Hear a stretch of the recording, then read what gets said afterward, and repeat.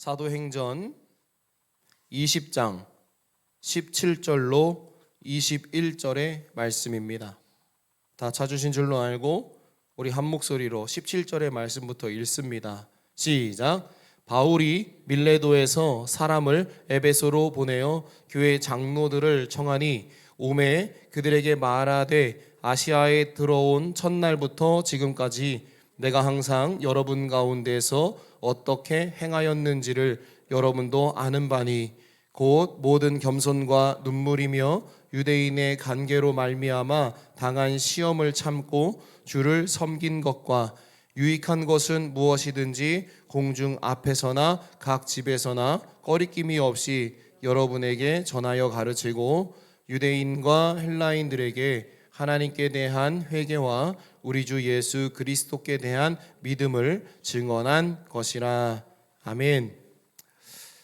저희가 요 사도행전 20장 17절부터 해서 그 다음에 말씀들로 3월 한 달을 다 나누려고 합니다. 그래서 여러분들께서 집에서 시간이 조금 나실 때마다 사도행전 20장 말씀들을 조금 더 이렇게 묵상을 좀 해보셔서 우리가 3월 달 동안에 나눠야 할 말씀들을 조금 더 우리에게 깊이 있고 조금은 좀 더 명확하게 말씀이 선포되어질 때에 그 말씀이 내 말씀으로 들려질 수 있는 그러한 시간들이 조금은 됐으면 좋을 것 같습니다. 옆에 분과 우리 인사 한번 나눕시다. 얼굴을 마주보고 샬롬 인사 한번 나누겠습니다. 네, 오늘 또 새롭게 영욱이 지인 형님인데 오늘 새롭게 예배를 함께 하게 됩니다. 그래서 참 어색한 분위기인데도 함께 꿋꿋이 앉아주셔서 예배해서 저는 조금 사전에 한번 만나서 커피 한잔 하고 이렇게 이야기를 나눴어요. 하지만 얼마나 어색하겠습니까? 제가 봤을 때는 교회에 익숙하지 않으실 것 같지만 그래도 여러분들 저를 보세요. 아시겠죠? 저를 보시고 함께 이렇게 은혜의 시간이 좀 됐으면 좋겠습니다. 사진 하나를 좀 보여줬으면 좋겠는데요.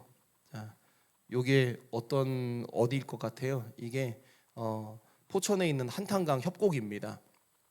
이거는 한국관광공사 사진을 제가 잠깐 빌려온 사진인데, 자 지금 이 사진을 보시면은 어때요? 여기는 잔잔하죠? 어때 이런 계곡 보면 발 담그고 싶지 않아요? 저는 발 담그고 싶더라고요.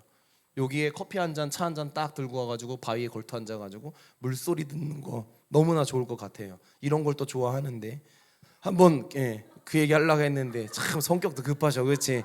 한번 시간이 되면 포천 1시간 반 안에 가니까 한번 한탄강 가가지고 발도 좀 담그고 비둘기낭 폭포나 이렇게 하늘다리인가? 출렁다니는 다리나 그다음에 Y자 갈래로 갈라진 다리들이 있는 것 같은데 그런 다리도 좀 걷고 맛있는 것도 좀 한번 먹어봤으면 좋을 것 같아서 이 사진을 이렇게 한번 띄워봤는데, 자 물이 잔잔해요. 두 번째 사진 주시죠.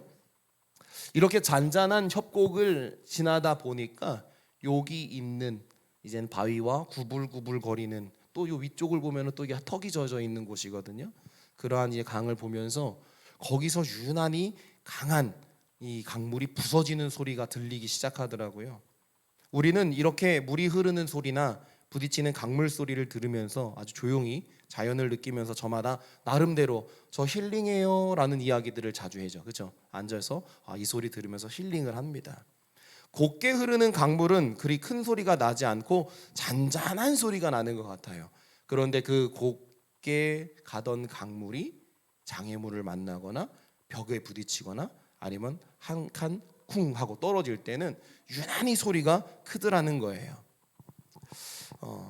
그 소리를 조용히 듣다 보니까 불현듯 저는 이런 생각을 했어요.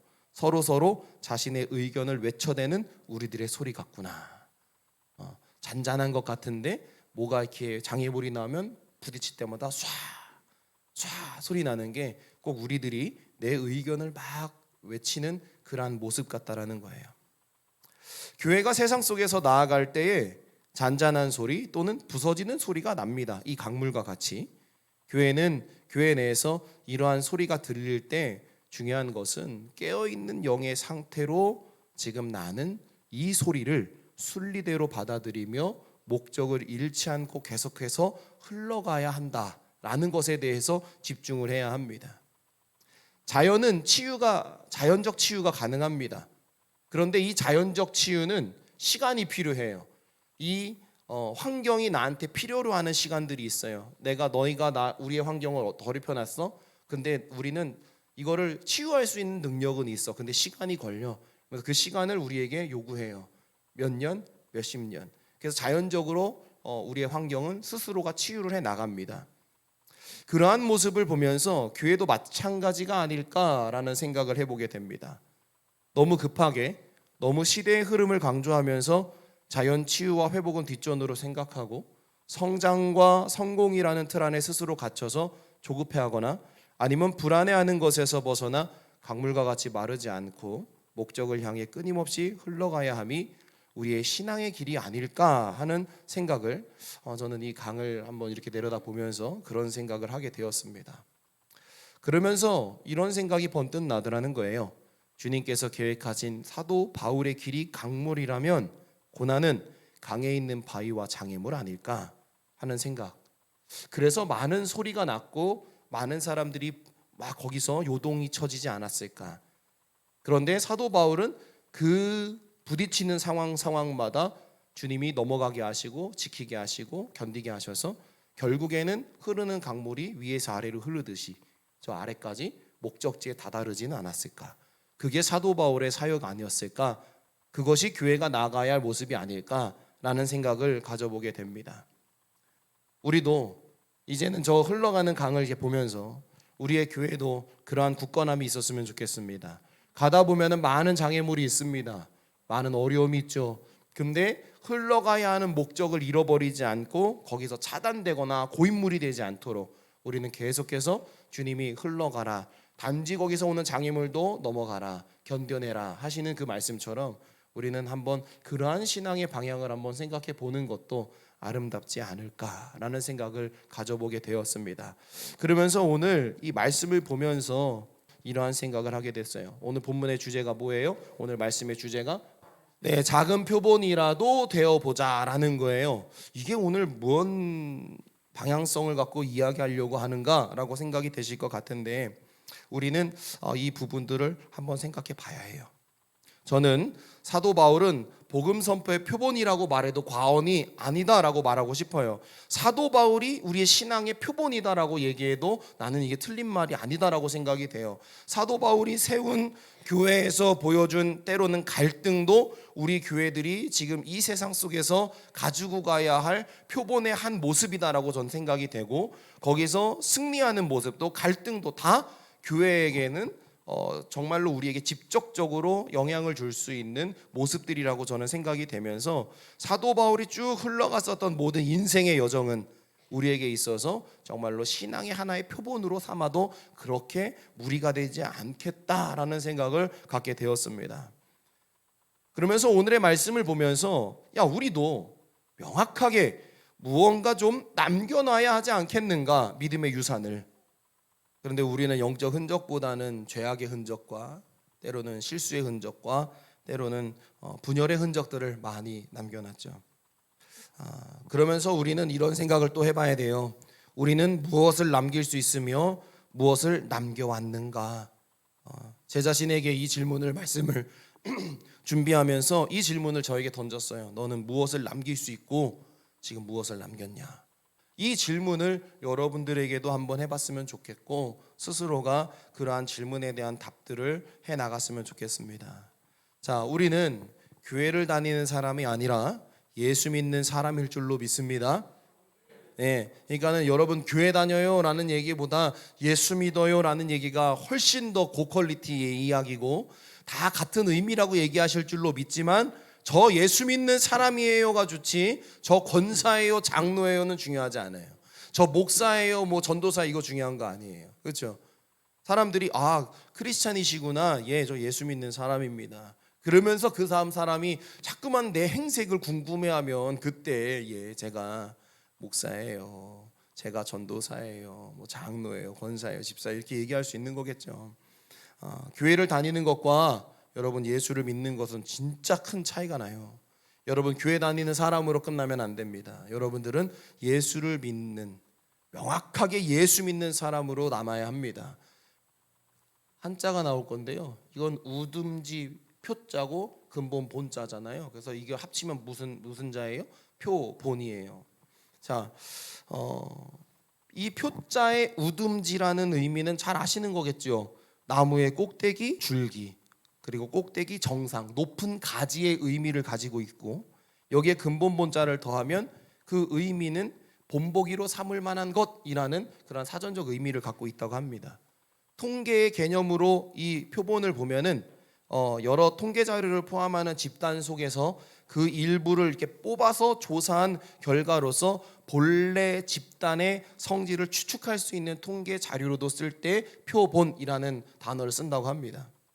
그래서 사도 바울은 주님을 만나서 주님의 사도가 되고 주님의 복음을 선포하는 삶을 살았던 그 삶이 우리에게 표본이 된다는 것, 수많은 선지자와 사도, 주님이 사용하신 믿음의 선조들을 보았을 때 그들 중 사도 바울이 이렇게 딱 뽑아가지고 조사를 해보면 주님이 사용하신 집단의 거룩한 영적 성질을 추측할 수 있다는 것을 우리는 이 사전적 의미를 통해서 사도 바울을 바라보면, 사도 바울이 우리에게 있어서 믿음의 길을 걸어가는 사람은 어떠한 성질을 갖고 있구나라는 것을 이렇게 표본으로 삼아 딱 뽑아 올려도 알 수 있다.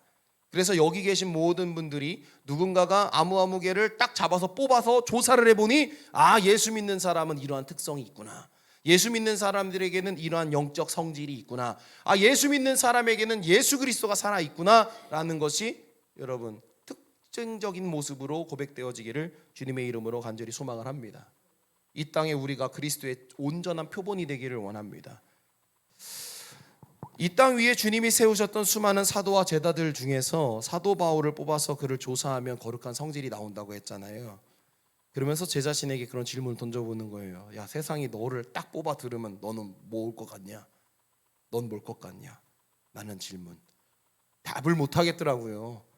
나는 그래도 목사님, 그래도 하나님, 그래도 좀 괜찮은 목사였었으면 좋겠는데, 괜찮은 주의 종이었으면 좋겠는데, 그건 제 생각. 하나님이 딱 뽑아 올려놓고 세상 사람들에게 예를 한번 볼래 했었을 때 이게 뭐예요? 라고 한다면 나는 참 잘못한 거 아닌가라는 생각이 어느 순간 들더라는 거죠. 우리 권사님들, 집사님들, 또 우리 자라나는 어린아이들, 청년들 모두 다 하나님이 이렇게 이 땅에다가 표본 삼아 이렇게 들어놓으시면 각 가정에서 가장 아름다운 표본으로 드러날 줄로 믿습니다.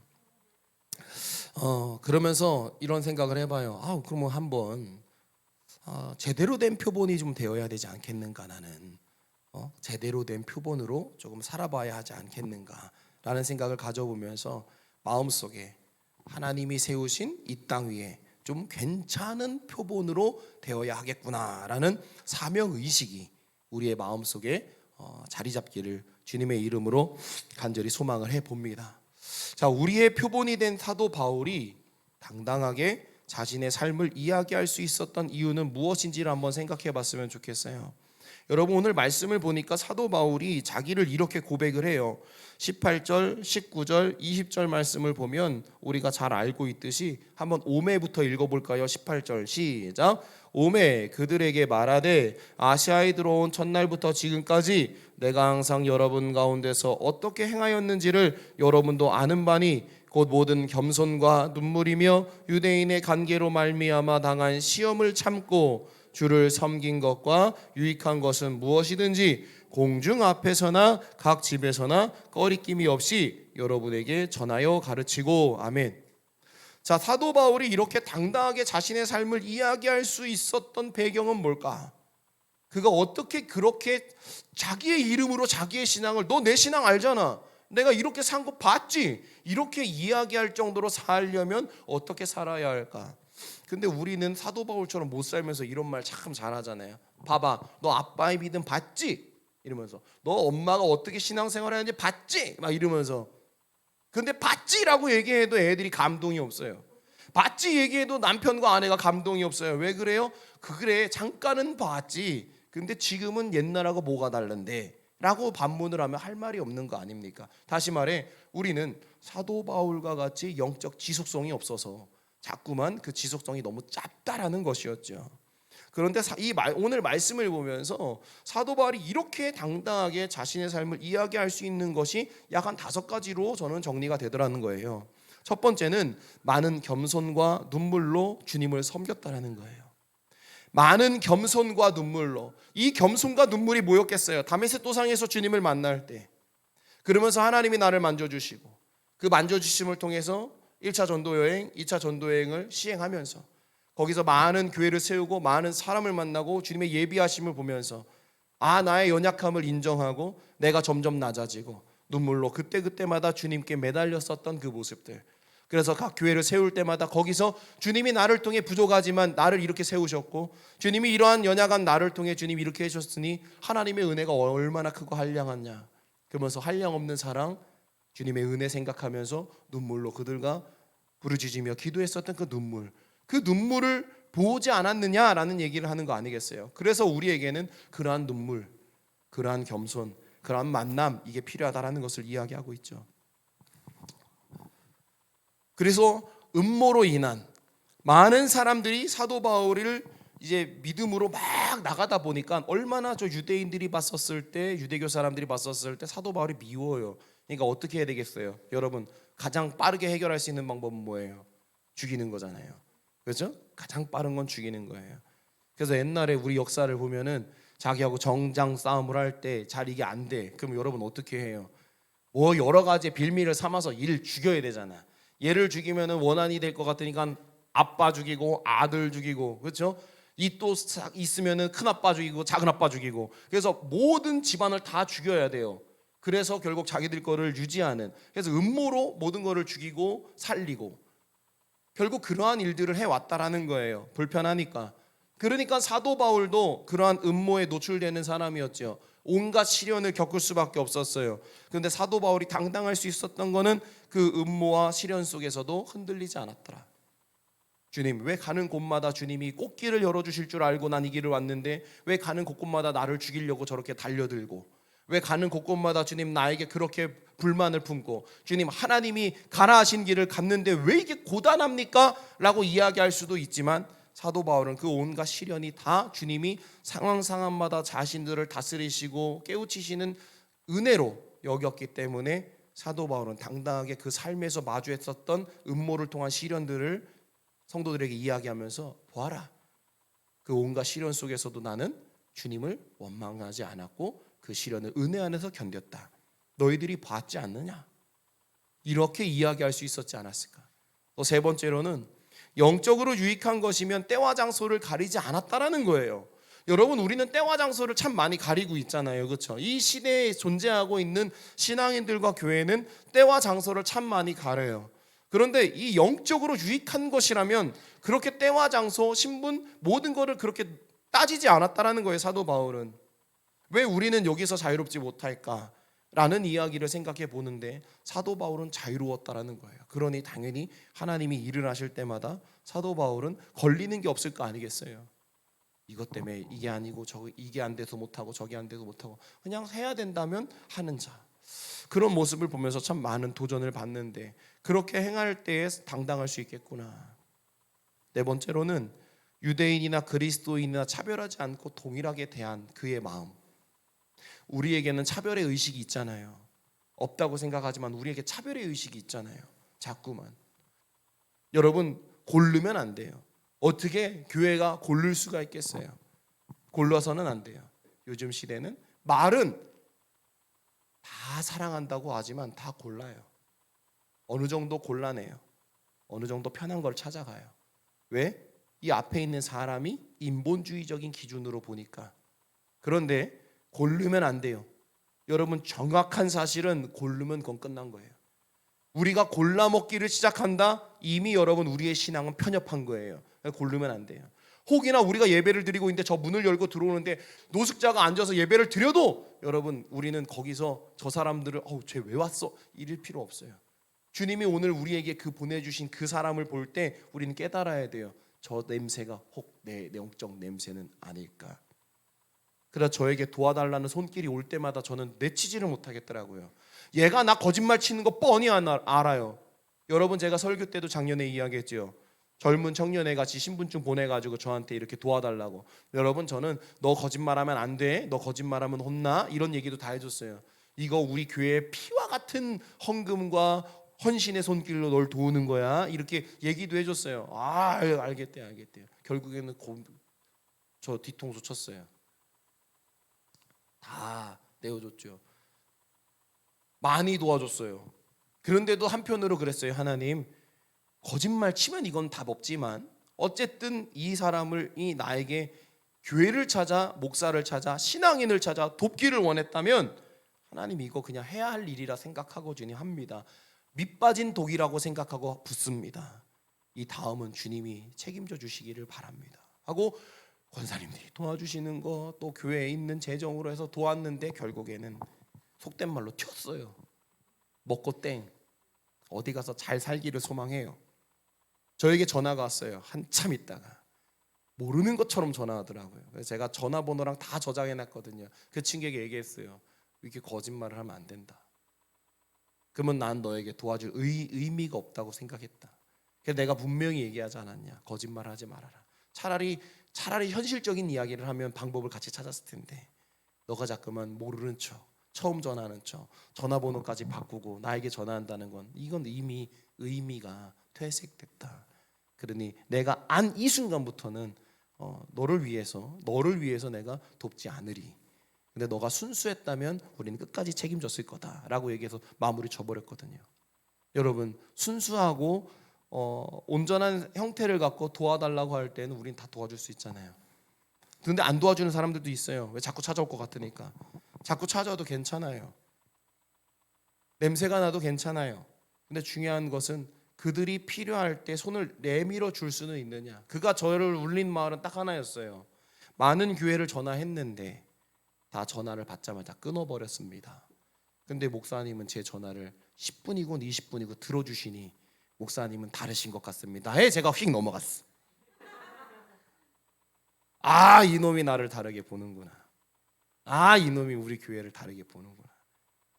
거기서 너무 휙 좋았나 봐요, 제가. 그런데 한편으로는 또 속이는 것 같은데도, 그런데도 도와줬지만 그게 하나님 거짓말이 드러나면 하나님 멈춰야 되겠죠?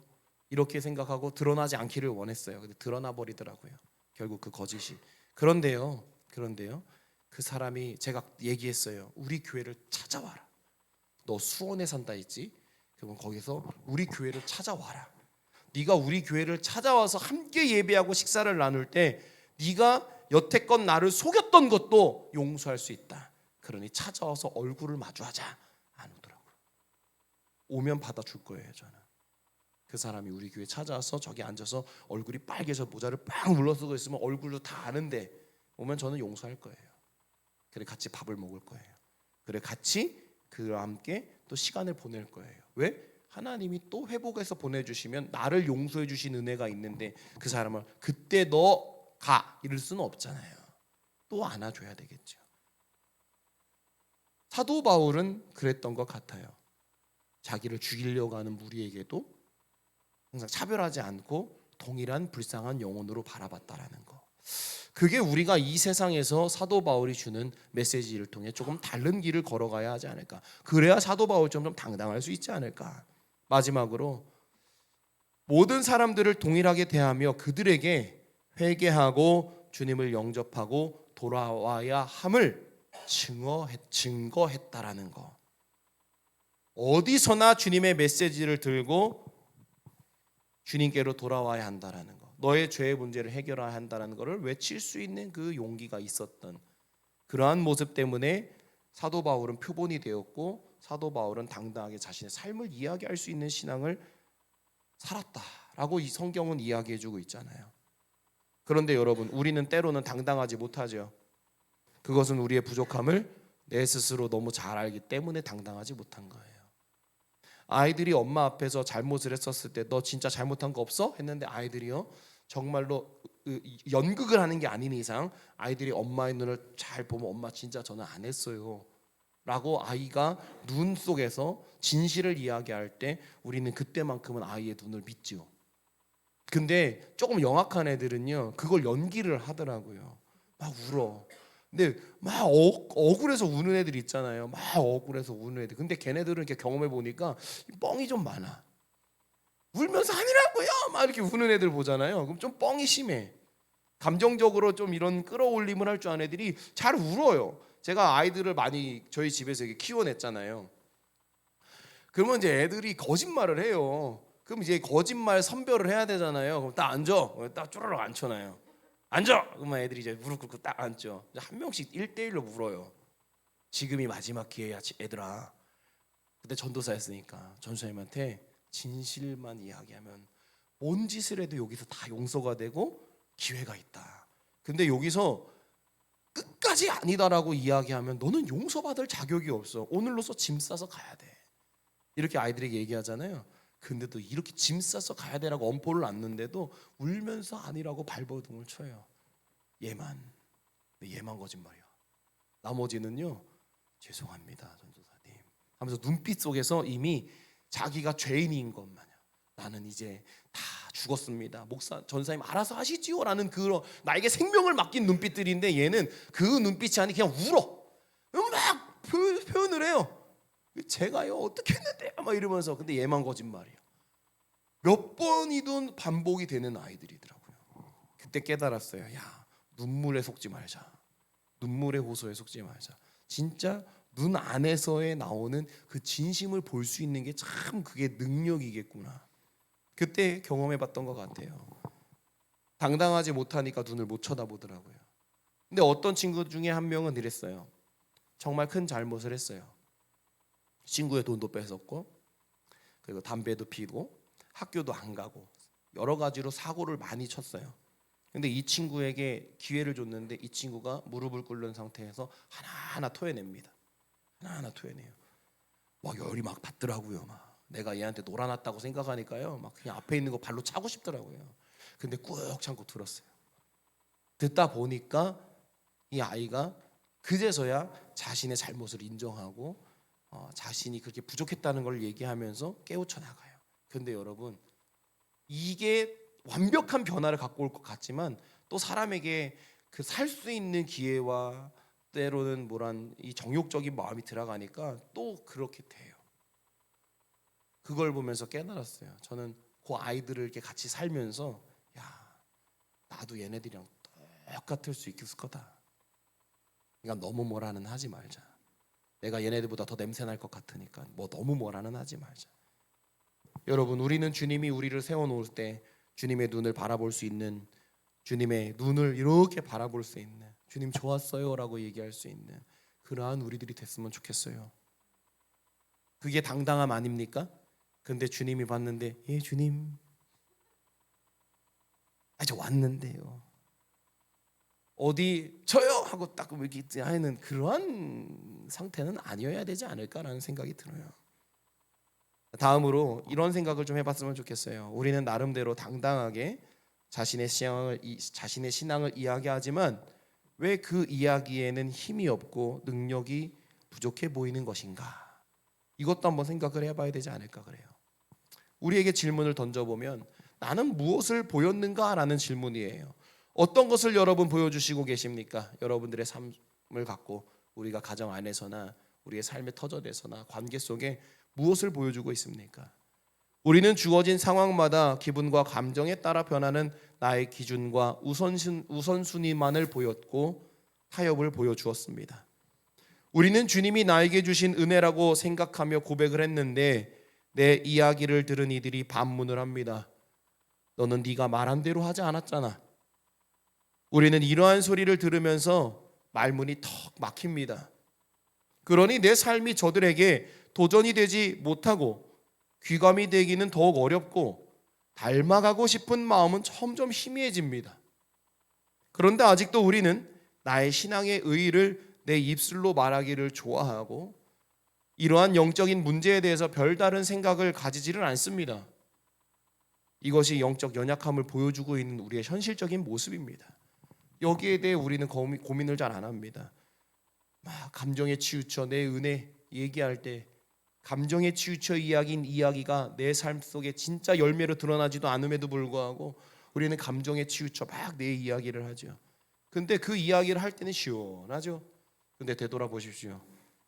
다른 사람들이 우리에게 그 모습을 보고 너 별반 다를 바 없잖아. 네가 얘기한 것과 뭐가 다르지?